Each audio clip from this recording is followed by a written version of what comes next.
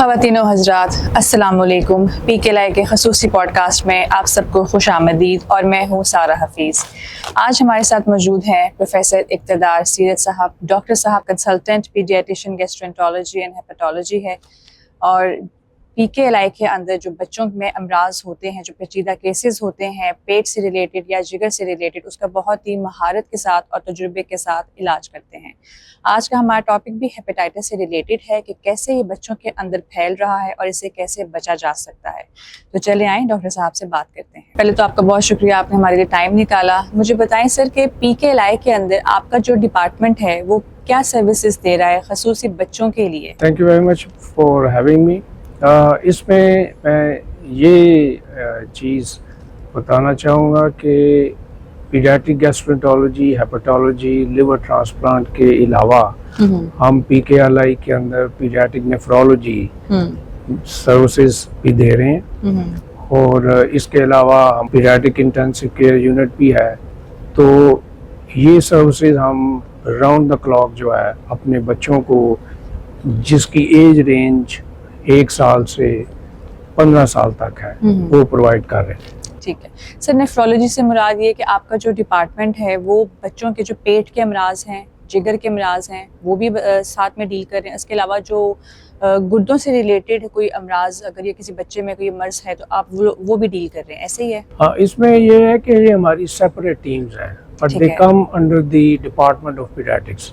ठीक है। तो उसकी नेफ्रोलॉजी की टीम अलग है, लेकिन ये पीड्स गैस्ट्रोएंटरोलॉजी, हेपेटोलॉजी जो है वो टीम हमारी अलग है। इसी तरह पीड्स इंटेंसिव केयर यूनिट की अलग है, लेकिन सारे they come under the umbrella of the department of paediatrics. और सर ये 24 घंटे जो है, अगर खुदा न खास्ता कोई बच्चा है बीमार है तो वो 24 घंटे में अगर वालिदैन को लगता है कि अब हमें इसको लेके आना चाहिए तो 24 घंटे ये ओपन होता है? राउंड द क्लॉक हम ये सर्विस प्रोवाइड करते हैं।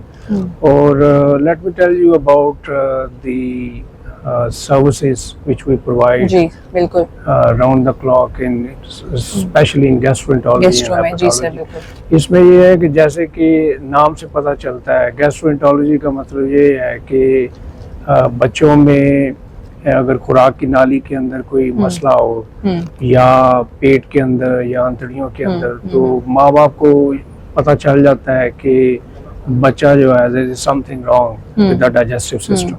उसमें ये है ना कि वॉमिटिंग हो सकती है, एब्डोमिनल पेन हो सकती है, डायरियाज हो सकते हैं, उसके अंदर ब्लड आ सकता है, म्यूकस जेली लाइक थिंग्स आ सकती हैं, फीवर हो सकते हैं। तो ये एक बहुत बड़ा चैप्टर है। इसमें क्रोनिक डिजीजेस जो कि the diseases the symptoms they can last for months and years, और फिर इन बच्चों में ग्रोथ फेलियर होना शुरू हो जाता है। They are unable to put on weight, so that's the main concern from the parents जब वो आपके पास आते हैं। तो PKLI में अल्हम्दुलिल्लाह हमारे पास वर्ल्ड स्टैंडर्ड्स की हम एंडोस्कोपिक प्रोसीजर्स करते हैं, जिसमें EGD जिसको कहते हैं कि EGD से हम खुराक की नाली, मैदा और उसको रिपेयर करते हैं या ठीक करते हैं या क्या करते हैं? मुख्तलिफ बीमारी हैं उनका EGD से जो है वो पता चलता है। ठीक है। ये EGD क्या है, जरा ये टर्म हमें बताएं। EGD ये है कि इससे आपकी जो इसोफेगो खुराक की नाली, मैदा और जो है आपकी स्मॉल इंटेस्टाइन अपर पार्ट जो है वो उसका असेसमेंट होती है। और स्पेशली ये ना सिर्फ हम डायग्नोसिस करते हैं बल्कि थेराप्यूटिक प्रोसीजर्स भी होते हैं, जिसमें बाज़ का खुराक की नाली के अंदर स्ट्रिक्चर्स बन जाते हैं किस मुख्तलिफ वजूहात की वजह से, उसको फिर हम डायलेट करके उसको ठीक करते हैं, क्योंकि वो बच्चे जो है खा पी नहीं सकते ज़्यादा। नंबर 1। नंबर 2 ये है क्योंकि ये तो एक लिवर सेंटर है, इसके अंदर बार बार बच्चे जो है इनको हेमाटेमेसिस मेलिना जिसे कहते हैं, यानी कि खून जो है खून की उल्टी आती है। मुझे ये भी बताएं, जो स्टिक्चर्स की भी आपने बात की है, डायलेट की बात की है, ऑडियंस को मतलब मेरे नहीं ख्याल कि ये जो टर्मिनोलॉजीज हैं ऐसे पता चलेंगे, तो इसको थोड़ा सा ज़रा आप मुझे बड़ी ही आम फहम लैंग्वेज के अंदर बताएं कि ये स्टिक्चर्स क्या हैं, डायलेट्स क्या हैं और ये किस तरीके से फिर आप लोग इसको देखते हैं, इसकी इन्वेस्टिगेशन कैसे करते हैं? हाँ, स्ट्रिक्चर ये है ना कि स्ट्रिक्चर का मतलब है कि खुराक की नाली जो है ना वो किसी तरीके से उसका आखिरी पार्ट या मिडल के अंदर वो नैरोइंग हो जाती है, तंगी है, तंगी तंगी आ आ जाती है। जाती बास का ये छोटे छोटे बच्चे एक्सीडेंटली ये आपके ये घर के अंदर जो ब्लीच वगैरह या ओह, डिटर्जेंट्स जी, जी, वगैरह जी। वो पी लेते हैं, ऐसे होता है, तो बिल्कुल होता उसकी है। वजह से वो जो है फिर वो स्ट्रिक्चर्स आगे डेवलप हो जाते हैं। ठीक है। और बाद बीमारियाँ ऐसी हैं जैसे एकलेजिया उसको कहते हैं, वो कंजेनिटल जो के बच्चे जो हैं वो पैदा होते हैं उनके पैदा साथ। होते साथ ही में हाँ, होती तो है। आगे जाके ठीक है। फिर उनको डायलेट करनी पड़ती, तो वो फिर हम नीचे उसे हम बैलून डायलेटेशन कहते हैं। ठीक है, वो ये हम प्रोसीजर है। हाँ प्रोसीजर इसको वो फिर हम इन वेरियस सेशंस जो हैं उनको स्टेप्स के अंदर आस्ता आस्ता करके इनको डायलेट करके ठीक करते हैं। सर वो क्या प्रोसीजर होता है? कैमरा अंदर जाता है, बच्चे के सामने कोई स्क्रीन लगी होती है, हाँ, वो किस तरीके से करते हैं? ये ना इसे ईजीडी कहते हैं हम। ठीक है। जैसे मैंने कहा कि सारा upper part of the digestive system देखते हैं, तो सामने बच्चे को सबसे पहले एक्सपर्ट एनेस्थेटिक टीम जो है हमारी पीकेएलआई में, उससे उनको सुलाया जाता है, ठीक क्योंकि है। ये हम सुला के करते हैं। ठीक है। और दूसरी चीज ये है कि वो मॉनिटर सामने होते हैं और ठीक छोटी है। सी ट्यूब होती है। ये खतरनाक तो नहीं होता प्रोसीजर? हर प्रोसीजर्स के वो रिस्क फायदे भी हो हैं, सकते जी, हैं, बिल्कुल, फायदे भी हो फायदे भी हो सकते सकते हैं, हैं। लेकिन रिस्क मिनिमम होते हैं। ठीक है। उनको लेकिन फिर भी हम कंसेंट फॉर्म्स उनसे साइन करवाते हैं, एक्सप्लेन करते हैं पेरेंट्स को। We just talk about each and everything and get the consent form signed, and then we will proceed for the procedures. और इसके बाद जो है बच्चा कितनी देर में ठीक हो जाता है, नॉर्मल हो जाता है इस प्रोसीजर के बाद, ये देखने के बाद कि ये प्रॉब्लम आई है? फॉर एग्जांपल बच्चे को कोई प्रॉब्लम आ रही थी उसकी नाली के अंदर, वो देखा आपने कैमरे के अंदर, उसके बाद कितने टाइम के बाद वो जो उसका एनेस्थीसिया का जो इफेक्ट है वो बच्चे से वो खत्म हो जाता है, वो नॉर्मल हो जाता है? इसमें ना हमारी डेजिग्नेटेड लिस्ट होती हैं, एक दिन हमारा हफ्ते के अंदर। उसमें अब ये है कि अगर सिंपल आप डायग्नोस्टिक प्रोसीजर्स कर रहे हैं तो वो तो सुबह हम बुलवा के पेरेंट्स और पेशेंट्स को, बच्चों को, उनको इवनिंग तक हम डिस्चार्ज कर देते हैं। ठीक है। लेकिन जो थेराप्यूटिक होते हैं, जिस तरह मैंने कहा कि लिवर के जो डिजीज़ के बच्चे जिनको रिस्क होते हैं, हेमाटाइमसिस मेलिना, खून की उल्टियाँ, काले पखाने वगैरह अच्छा। आते हैं, तो उनके लिए फिर हम छोटे छोटे बैंड्स लगाते हैं थ्रू दी एंडोस्कोप जो है। ठीक है। तो उसमें जो है वो हम आमतौर पर रूटीनली उनको ओवरनाइट स्टे करवाते हैं, ठीक है। क्योंकि this is not very safe practice to send them home on the very same day. We just observe them overnight and then if everything goes smoothly then we discharge them next morning. ठीक है। अच्छा sir मुझे ये बताएं कि बच्चों के अंदर जो हेपेटाइटिस है वो भी होता है? हाँ, अब ये जिस तरह एडल्ट्स के अंदर ना बच्चों में भी है और इनकी टाइप्स हैं मुख्तलिफ। ठीक है। तो टाइप्स के अंदर जो है एक जिसे आम फहम जुबान में हम काला यरकान कहते हैं और पीला यरकान कहते हैं। ठीक है। काला यरकान जो है वो हेपेटाइटिस बी और सी वायरस से होता है। ठीक है। और हेपेटाइटिस बी की ये भी बताता चलूँ कि बच्चों की वैक्सीन्स अवेलेबल हैं, और जब बच्चे पैदा होते हैं उसी टाइम पे लगा तो वैक्सीन जो हम रूटीनली वो पहले 1 साल के अंदर उनको हैप बी की भी वैक्सीन लग जाती, ताकि उनको मिनिमम रिस्क हो हैप बी का। तो हैप बी और सी जो है, जैसे मैंने कहा कि ये काले यरकान के लिए, तो इसमें अब ये है कि हम स्क्रीनिंग जो है वो बच्चों की करते हैं। और जैसे माँ बाप की कंप्लेंट्स हो सकती है कि बच्चे में यरकान आ गया, पैदा होते साथ कितने टाइम के बाद स्क्रीनिंग होती है बच्चे की? ये बच्चे की जो साथ ही जो है ना, इनकी स्क्रीनिंग तो नहीं होगी, वैक्सीनेशन आप लगा वैक्सीन। हाँ, बर्थ के ऊपर उनका जो टीबी वगैरह बीसीजी जिसे कहते हैं वो लगा देते हैं। फिर आगे जो है साथ साथ कुछ महीनों के अंदर ये हैप बी भी उसके अंदर आता है, वो भी वैक्सीन। और इसकी एफिकेसी क्या है कि कितने % चांसेस हैं कि अगर ये वैक्सीनेशन लग गई तो बच्चे को हेपेटाइटिस नहीं होगा? अब ये this is very difficult to answer, लेकिन मेजॉरिटी ऑफ द केसेस के अंदर अगर वैक्सीन ठीक तरीके से लगी हैं, ठीक है, और सही टाइमली लग गई हैं, तो इनका जो है इन बीमारियों से जो है वो काफी हद तक बचा जा सकता है, हो सकती है। ठीक है। और ऐसा हुआ है कि वैक्सीनेशन के बावजूद कोई ऐसा केस आपके पास आया हो कि वैक्सीनेशन तो लगी हुई है लेकिन उसके बावजूद बच्चे में डायग्नोज हुआ है कि उसमें हेपेटाइटिस बी है या सी है?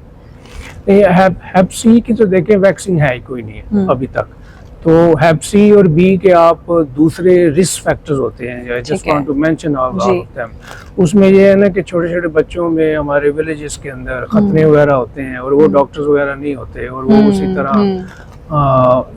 लोगों से करवा लेते हैं, तो वो अनहाइजेनिक प्रैक्टिसेस हैं। उसकी अनहाइजेनिक प्रैक्टिस की वजह से बच्चे में हेपेटाइटिस का वायरस आ सकता है। बी और सी जो है ये सर वो फैक्टर जरूर बताएं आप। हाँ, इसके अलावा फैक्टर ये है कि अनहाइजेनिक जो आपकी जो नीडल्स हैं, ब्लड ट्रांसफ्यूजन्स जो हैं, ये अगर प्रॉपर्ली स्क्रीन ना की हो तो बच्चों में एडल्ट्स की तरह ये भी बी और सी कंट्रीब्यूटरी फैक्टर्स हैं। फिर इसके अलावा जो दांतों के काम जो हैं बच्चों के अंदर, वो भी जो है अगर आप जो अच्छे डेंटिस्ट से, क्वालिफाइड डेंटिस्ट से ना करवाएं तो उसके अंदर भी रिस्क है। ठीक है। इस तरह ये लड़की हैं, आपको पता है कि नाक और कान में जो पियर्सिंग जैसे बड़ा है कि वो छिदवा देते हैं, छोटी उम्र के अंदर छिदवा देते हैं। हाँ, उससे भी हो सकता है। उससे भी हो सकता है, लेकिन ये है कि ये अगर आप क्वालिफाइड बंदों से ये चीजें करवाएं तो फिर तो रिस्क मिनिमम है। तो दूसरी इसमें ये है ना कि बी और सी के अंदर ये डायरेक्टली ब्लड के थ्रू जरासीम जाते हैं। अच्छा, बी और सी में हाँ, this is the difference between जो अदर वायरसेस जो मुंह के रास्ते में, जैसे मैं अभी आपको बताता हूँ कि ए और ई जो वायरसेस जो है ये आपके जो है वो उनका रूट जो है वो डिफरेंट है। ठीक है। तो अगर ए और ई की बात करें तो उसमें यह है कि हमारे पाकिस्तान के अंदर फिर क्योंकि वी ऑल नो कि 60-70% आबादी जो है वो विलेजेस के अंदर बिल्कुल हर कोई अफोर्ड नहीं कर सकता कि साफ पानी दे, साफ खुराक दे। ये बड़े मसले हैं, ये साफ पानी नहीं मिलता लोगों को और साफ फिर अनहाइजेनिक जो है वो फूड जो है, और वो टैप वाटर ही होता है जो छोटे बच्चों को भी पिला रहे होते हैं। और मेरे ख्याल से इतनी इम्यूनिटी भी उनकी नहीं होती है कि वो उससे जो है वो लड़ सकें और ये वायरस से वो बचा जा सके। इसके बारे में बताएं कैसे बच सकते हैं पेरेंट्स? क्या बॉयल वाटर दिया जाए या क्या किया जाए? बस इसमें अब ये है ना कि साफ सुथरा पानी जो है बच्चों को पिलाया जाए, किसी तरीके से फिल्टर्स लगे हैं घरों के अंदर बॉयल करके। ये सारी चीज़ें जो हैं ये उसके अंदर माँ बाप को तसल्ली से करके मेक श्योर करें कि खुद भी पिएं और बच्चों को स्पेशली जो है वो उनको लुक आफ्टर करें from that point of view. और खाने पीने की चीज़ें बाहर से अनहाइजेनिक तरीके से जो तैयार हुई हूँ वो ना दें। अभी आपने दांतों की बात की, दांतों से मुझे याद आ रहा था कि बच्चे बाहर की स्नैक्स बहुत खाते हैं और पेरेंट्स भी कहते हैं ठीक है खा रहे हैं तो खा लेने देते हैं। ये भी असरअंदाज होता है उनके पेट के ऊपर। अगर कोई बाहर से कोई स्नैक वगैरह खा लिया, सस्ते स्नैक्स होते हैं, तो ये असरअंदाज करते हैं उनके पेट पे या उनके जिगर के ऊपर। हाँ, देखें कोई भी अनहाइजेनिक चीज अगर खुली पड़ी है या इस तरह की जो चीजें जो है ये समझ आ जाती है अगर तरीके से उसको देखा जाए तो पता चल ही जाता है कि ये जो है अनहाइजेनिक है, ये साफ सुथरी नहीं है, तो उसे परहेज किया जाए। वैसे भी आजकल जो स्नैक्स होते हैं वो 10-15 रुपए में भी मिल जाते हैं, तो वो क्या ही अच्छे होंगे जो बच्चे खाएंगे और बिल्कुल ऐसे पेट पे असर। और दूसरी ये है इनके अंदर कैलोरीज वगैरह भी कोई नहीं है और आप जो है you are just suppressing the appetite of small children. Instead of that they need proper good quality food. जी। और सर ये भी बड़ा देखा गया है कि बच्चे खाना नहीं खा रहे होते, कोल्ड ड्रिंक्स आती हैं, मैं उन मशरूबात के नाम तो नहीं लूंगी यहाँ पे, लेकिन कोल्ड ड्रिंक्स आती हैं वो पी लेते हैं और बड़ी कम उम्र होती है बच्चों की, 2 साल 3 साल होती है, तो इसका भी कोई असर होता है जिगर पे, पेट में? भाई ये पेट के ऊपर है ना मेनली। इसके अलावा जैसे हमने कहा कि जो ड्रेडफुल वायरसेस हैं ए और ई जिसे हम पीला यरकान कहते हैं, इससे लिवर फेलियर में बच्चे चले जाते हैं। ए और ई से लिवर फेलियर? ए और ई से, हाँ जी। उसमें majority of the time adults भी बच्चे जो हैं वो बच जाते हैं, ठीक है, लेकिन वो बीमारी के प्रोसेस से गुजरते हैं और उनमें से कोई 1-2-3% जो है वो उनमें लिवर फेलियर हो जाता है और अल्लाह माफ करे अगर लिवर फेलियर हो जाए तो बात फिर जो है वो लिवर ट्रांसप्लांट तक पहुंच जाती है। सर इब्तदाई ऐसे कौन से सिम्टम्स हैं जो पेरेंट्स को इग्नोर नहीं करने चाहिए, बच्चों में आ रहे हैं वो फौरन देखें, और ऐसे सिम्टम्स के बारे में जरा बताएं। हाँ, इसमें अब ये जो पीले यरकान के अंदर सबसे पहले चीज तो ये है कि जॉन्डिस जो है, यरकान जो आंखों में नजर आना शुरू हो जाता है, स्किन भी आपको पता चल जाती है, वाज़िया तौर पर पता चलती है क्या हल्का पीला कलर होता है? नहीं, जैसे ही उसका अगर आपको रंगत महसूस हो, इसका बड़ा इम्पोर्टेंट है, you have to pick up these signs very quickly. तो उसमें अब हेल्थ प्रोफेशनल्स को भी मैं अपने जो कोलीग्स जो हैं जो हॉस्पिटल्स के अंदर हैं, पीडियाट्रिशियंस भी हैं या दूसरी किसी स्पेशलिटीज़ के हैं, इन बच्चों को स्पेशली ए और ई जिनमें डायग्नोज होता है जी। तो उनको एज अर्ली एज पॉसिबल जो है उनके जो बेसिक टेस्ट जो है, ब्लड टेस्ट जो है, जैसे लिवर फंक्शन टेस्ट कहते हैं और INR होती है रिलेटेड विद सारा लिवर के उनके कंजंक्शन से, तो उसको सिंपल ब्लड टेस्ट करें, अल्ट्रासाउंड वगैरह करें। और अगर थोड़ी सी भी उनको ज़हन के अंदर शक हो कि यार ये बच्चा जो है ये ठीक नहीं हो रहा, फौरन PKLI जैसे सेंटर में उसको रेफर करें ताकि उसकी प्रॉपर असेसमेंट और निगहदाश्त हो सके। और अगर if unfortunately liver transplant is required then we can arrange that to for that child. पहला जो सिम्टम जॉन्डिस हो गया, एडवांस स्टेज के ऊपर कौन से सिम्टम्स आते हैं? ये आस्ता आस्ता देखिए कॉन्शियस लेवल जो है ये बड़ा इम्पोर्टेंट है, बहुत जरूरी बच्चे है। ड्राउजी होने शुरू हो जाते हैं, वालिदैन को समझ नहीं आती, वो कहते हैं जी आंखें पीली हो गई, अच्छा दिखा देते हैं, हकीम के पास चले जाते हैं, वो अद्वियात दे देते हैं और ये मेरे ख्याल से विद टाइम ये प्रोग्रेस कर जाता है। और खाना पीना बच्चा छोड़ देते हैं, उनके पेट के अंदर पानी आ जाता है, अच्छा बच्चे में भी पेट में पानी आता है, फूल जाता है, जिसे एसाइटिस कहते हैं, वो आ जाता है। फिर इसमें जो बच्चा ड्राउजी होना शुरू हो जाता है, फिर आगे जो है वो ब्लीडिंग भी हो सकती है कहीं से भी, क्योंकि लिवर 300-400 काम करता है बॉडी के अंदर। अगर लिवर फेल हो जाएगा तो वो 300-400 फंक्शंस जो हैं वो ऑलमोस्ट खत्म हो जाते हैं। तो इसलिए you have to pick up the acute liver failure very quickly, so it can be dealt with in centers like PKLI as quickly as possible. Sir कितने टाइम पीरियड के अंदर जो ये सिम्टम्स हैं ये प्रोग्रेस कर जाते हैं, और वो कितने टाइम मतलब लाइक 2 मंथ्स है या 3 मंथ्स है जॉन्डिस से एकदम से प्रोग्रेस करते हैं? ये जो इसमें ये होता है कि लिवर फेलियर में यूजुअली ये 4-5 हफ्ते का टाइम होता है, 4-5 हफ्ते का। इसके अंदर जो है ये चीजें जो है वो खराब होनी शुरू बहुत जल्दी, मतलब हमें सब कुछ करना पड़ता है, खराब होनी शुरू हो जाती है और पीछे कोई हिस्ट्री ऐसी नहीं होती लिवर डिजीज की बच्चों के अंदर।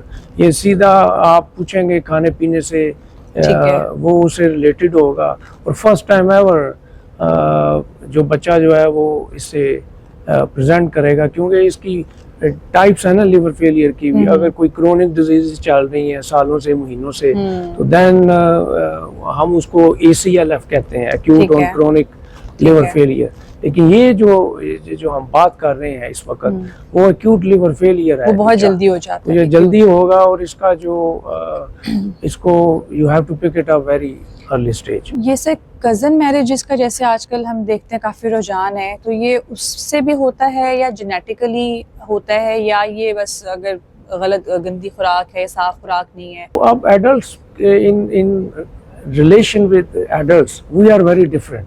हमारे बच्चों के अंदर मेटाबॉलिक डिजीजेस बहुत ज्यादा है। ठीक है, तो ये इन दिस डिजीज सर क्या है, इसको जरा बताएं। In this part of the world ये बड़ा इंटरेस्टिंग सब्जेक्ट है, और इसमें ये होता है कि यूजुअली माँ बाप जो हैं ये कजन्स होते हैं। बिल्कुल, तो कजन्स होते हैं, ये डिजीजेस जो है ये they run in families. Specially sir ये अगर हम विलेज साइड पे जाएं जी, तो वो तो प्रेफर ही ये करते हैं कि जो शादी है वो हमारे इसके भाई के साथ या बहन के साथ इस तरह करके हो जाए। बिल्कुल ऐसे ही है।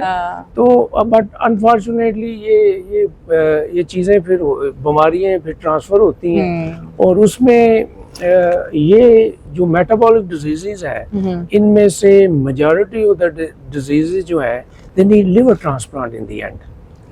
You cannot resolve the underlying issues by just giving them medications. So ये भी एक चीज़ है इन बच्चों को, स्पेशली ये जो अर्ली इयर्स ऑफ लाइफ जो है, अगर बच्चे जो है वो खाना पीना छोड़ जाते हैं, वजन उनका नहीं बढ़ता, उनको मुख्तलिफ चीज़ें बेहोशी आ रही है, या उनको बार बार इन्फेक्शंस हो रही हैं, हॉस्पिटलाइजेशंस की जरूरत पड़ रही है, it means something is wrong with the child. So it is better to be in a safe and अच्छे सेंटर्स में जैसे PKLI में, जहाँ ये लिवर से रिलेटेड जो सर्विसेज हैं उनको लेके आए, उनकी प्रॉपर जो है वो असेसमेंट हो सके और उसके मुताबिक फिर उसका इलाज किया जाए। पीकेएलआई में लिवर ट्रांसप्लांट जो है वो बड़ी कामयाबी से हो रहे हैं, उसके बारे में ज़रा बताएं, प्री ट्रांसप्लांट और पोस्ट ट्रांसप्लांट के बारे में, और जो टेक्नोलॉजी यहाँ पे मौजूद है उसके बारे में सर ज़रूर बताएं। हाँ, माशाल्लाह हमने 100 से ज़्यादा लिवर ट्रांसप्लांट कर ली हैं बच्चों में। This is the only centre in Pakistan कि ये इतना अच्छा नंबर यानी within few years achieve किया गया है और सक्सेस रेट माशाल्लाह काफ़ी बेहतर है पीकेएलआई का। और आपके ज़रिए ये भी बताता चलूँ कि छोटे छोटे बच्चों में लिवर ट्रांसप्लांट जो है पाकिस्तान के अंदर PKLI is the only centre where this is happening. और इसमें हमारा जो रोल जो है सर्जन्स का तो ऑब्वियसली बिग रोल है, they play big role in doing the what I always call is a marathon surgery. ये बहुत बड़ी सर्जरी है, it last for hours and hours और क्रेडिट सारा उनको जाता है जो ये ऑपरेशंस करते हैं। और लेकिन हमारे डिपार्टमेंट का जो रोल जो है हेपेटोलॉजी का, पीट्स का, पीकेएलआई में ये है कि हम लिवर ट्रांसप्लांट से पहले उनकी प्रॉपर असेसमेंट्स करते हैं और उनकी सारी फिटनेस की असेसमेंट में टेस्ट वगैरह आ जाते हैं सारे। हाँ, battery of investigations you just have to run through, सारे हो रहे हैं पीकेएलआई की लैब में। वो हाँ, इधर कुछ नहीं भी होते, वो फिर हमें बाहर से उनकी करना पड़ता है और सारी उनकी वो स्कैनिंग, इमेजिंग, एवरीथिंग इन्वॉल्व। तो उसमें अब ये हमारे डिपार्टमेंट का काम है। So we make sure the child is safe और उसको यानी लिवर ट्रांसप्लांट सर्जरी से पहले उसको हमने फिटनेस उसकी डिक्लेयर करनी।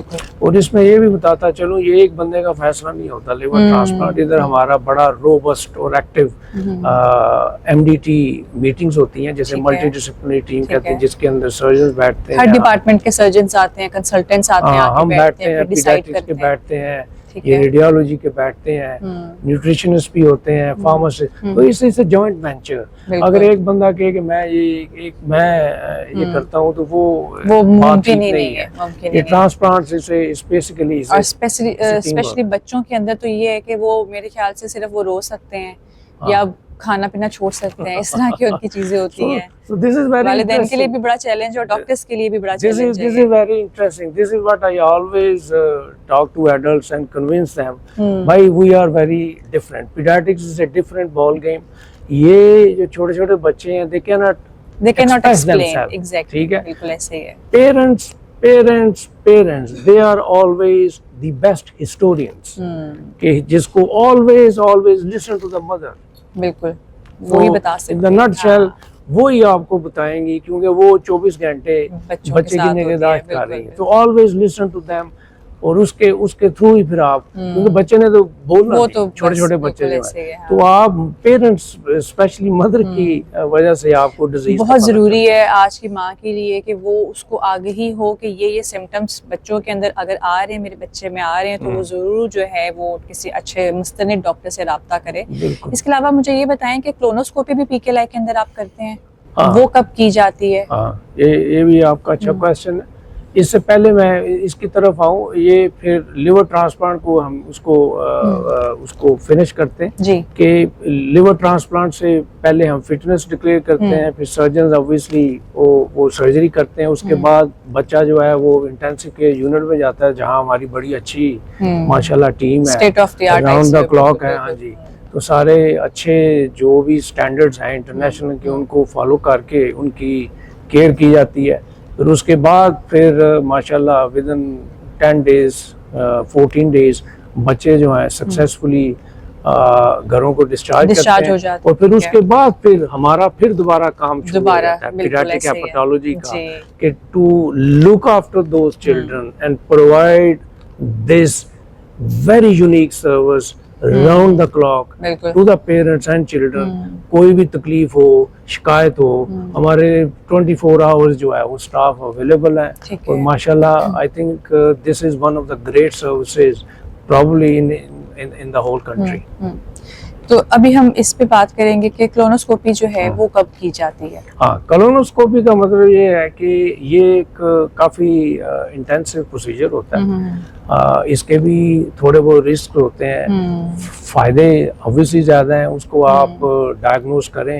ये लिवर ट्रांसप्लांट से पहले की जाती है, और अगर केस खराब हो रहा है फिर लिवर ट्रांसप्लांट की तरफ जाता है? नहीं, colonoscopy is a completely different. हाँ, उसका लिवर ट्रांसप्लांट ऑल्दो कुछ बीमारियां हैं जिसके अंदर आपको कोलोनोस्कोपी भी करनी पड़ती है, लेकिन यूजुअली ये गैस्ट्रोएंटरोलॉजी का एक हिस्सा है जिसके अंदर पेट के मराज से रिलेटेड बीमारी होती है। जैसे मैं अब आपको एक मिसाल देता हूँ, छोटे छोटे बच्चों में या बड़े बच्चों में भी अंदर बड़ी आंत के अंदर पॉलिप्स बन जाते हैं, जिसे हम आम जुबान में छोटी छोटी थैलियां कह लें कि बिनाइन ट्यूमर्स होते हैं, वो बन जाते हैं। उसकी वजह से ये भी माँ बाप को बताता जाऊँ इस आपके जरिए से, उसमें ये होता है कि वो रेक्टल आपकी ना बॉटम से जो ब्लीडिंग शुरू हो जाती है, ठीक है, उसमें फ्रेश ब्लड आता है और यूजुअली पेनलेस होता है, दर्द नहीं होती, लेकिन गाय बगाए स्टूल के साथ उसके खून आता रहता है, रिलेटेड है, वो आता है। तो उसके लिए फिर कोलोनोस्कोपी से ना सिर्फ आप उसकी तशखीस कर लेते हैं बल्कि हम उसको रिमूव भी कर लेते हैं। तो ये एक बड़ा एक आसान तरीका है उसको रिमूव करके, और फिर हम उसकी जो बायोप्सी स्पेसिमेन लेके तो वो अपनी हिस्टोपैथोलॉजी लैब को भेज देते हैं ताकि एनालाइज करें। Majority of the time these polyps are benign in nature, मतलब कि ये कैंसरियस नहीं होते। हाँ, ये नहीं होते, लेकिन कुछ ऐसी टाइप्स भी हैं जो आगे जाके कैंसरस और वो बच्चों में होती हैं, बिल्कुल होती हैं, लेकिन वो बड़ी रेयर है।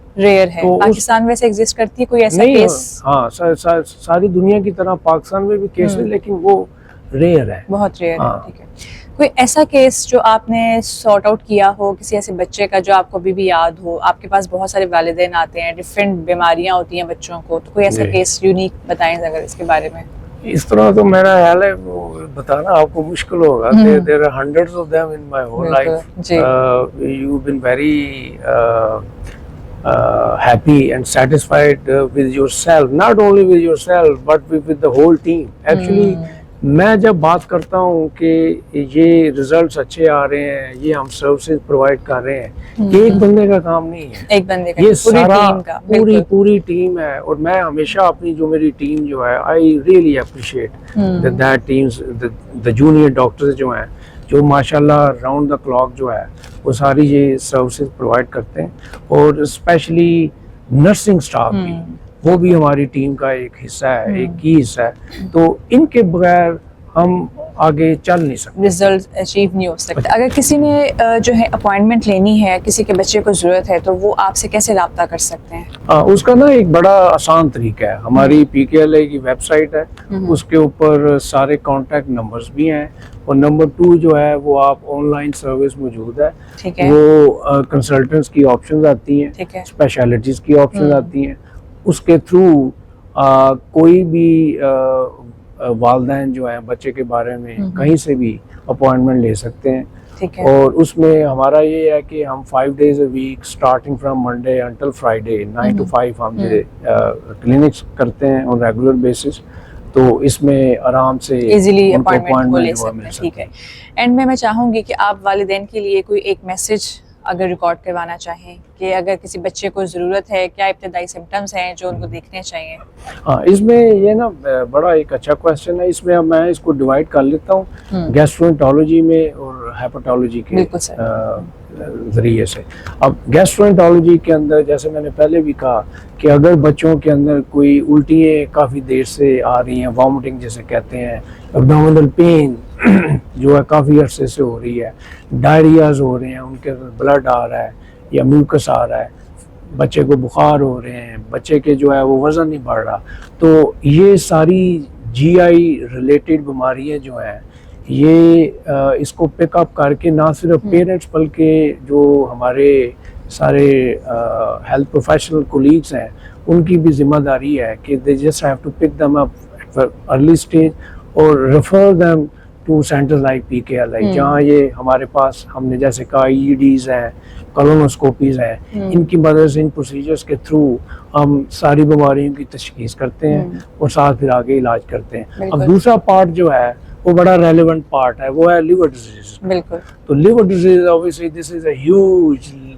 Liver transplant centre apart from adults, as a set के बच्चों में भी माशाल्लाह 100 से ज़्यादा ट्रांसप्लांट हो ऐसे चुके हैं बिल्कुल। और छोटे छोटे बच्चों में काफ़ी हो चुके हैं।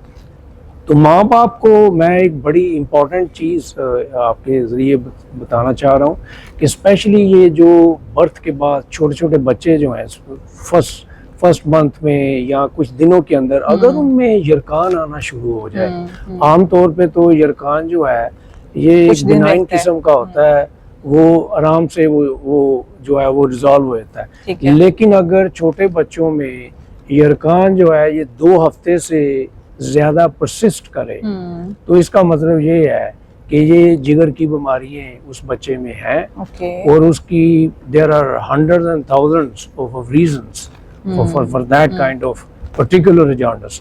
तो उसमें ये भी हो सकता है कि जो आपका जो पखाने का रंग जो है वो सफ़ेद हो जाता है, ठीक है। वो या बड़े पेल हो जाते हैं, नॉर्मल कलर नहीं होता ठीक है। और बड़ा डार्क यूरिन आ रहा होता है। ये चीज़ें पेरेंट्स को देखनी चाहिए। और दूसरा ये है कि बच्चा जो है उसका वेट वगैरह का भी इशू हो सकता है, उसका पेट जो है उसका फूलना शुरू हो जाता है। तो ये चीज़ें सारी जो है ना, अगर 2 महीने से ज़्यादा जॉन्डिस परसिस्ट करे तो PKLI जैसे सेंटर्स के अंदर फ़ौरन रब्ता करें, क्योंकि हो सकता है इनको लिवर ट्रांसप्लांट की आगे जाके जो कि ज़रूरत पड़ती है तो उसके हिसाब से इनकी असेसमेंट शुरू से ही जो है इनकी हो। और दरम्यान में कोई ऐसी बीमारियां भी हैं जिनकी सर्जरीज भी हो सकती हैं और वो लिवर ट्रांसप्लांट से बचा जा सकता है। ठीक है। तो इसलिए ये जैसे मैंने कहा कि 2 हफ्ते से अगर ज़्यादा है इसको बड़ा सीरियसली लें और फ़ौरन जो है PKLI जैसे सेंटर्स में रब्ता करें ताकि इनकी तशखीस हो सके। इसी तरह ये अभी हमने मेटाबॉलिक डिजीज़ की बात की है, तो मेटाबॉलिक डिजीज़ भी इन बच्चों में वो चल रही होती हैं। तो ये सारी चीज़ें इनको पिकअप करना चाहिए और जल्दी से इनको PKLI जैसे सेंटर में रेफर किया जाए। बिल्कुल ठीक है। बहुत शुक्रिया सर, हमने आपसे डिटेल गुफ्तगू की और मुझे उम्मीद है कि जो हमारे नाजरीन हैं उन्होंने डेफिनेटली बहुत कुछ आपसे सीखा होगा। मैंने खुद आपसे बहुत कुछ सीखा है अभी। तो आज के इस पॉडकास्ट में मैं आपसे इजाज़त चाहती हूँ। अगले पॉडकास्ट तक के लिए इंतज़ार कीजिए और देखते रहिए PKLI के पॉडकास्ट। अल्लाह हाफिज़।